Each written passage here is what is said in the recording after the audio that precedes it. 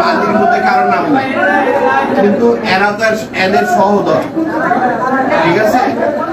এই অভিভাবক ময়মনসিংহ পলিটেকনিক আশিকের কোনো ধারণা বলতে পারি না। আমি যাইতাম আশিক হচ্ছে নিজে আরো 29 জন মানে ওর 30 জন আত্মীয় ক্রাফটে চাকরি করে। তাহলে কিভাবে একজন ক্রাফট ইন্সট্রাক্টরের 30 জন একসাথে একসাথে ঢুকে? অবশ্যই এখানে দুর্নীতি না হলে 30 জন ঢুকে, এবং ও ওই 8-10 বছর মিলে এই কেস চালাচ্ছে, ইয়া করতেছে। যাদের যাদের বাদীর নাম আছে ওরা যেন ওই প্রতিষ্ঠানগুলোতে না যাইতে পারে, ঠিক আছে? ময়মনসিংহ পলিটেকনিক, শেরপুর, তারপরে বগুড়া, এই যে যারা বাদী করে তাদের কত বড় সাহস জুনিয়র নিয়োগ আটকে রাস্তায় নামাইছে।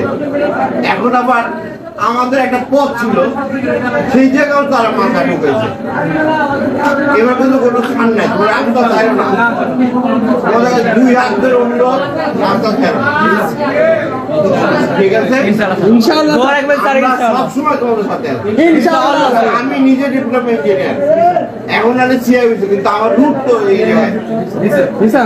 পৃথিবীর কেউ তার মাকে ভুলতে পারে না,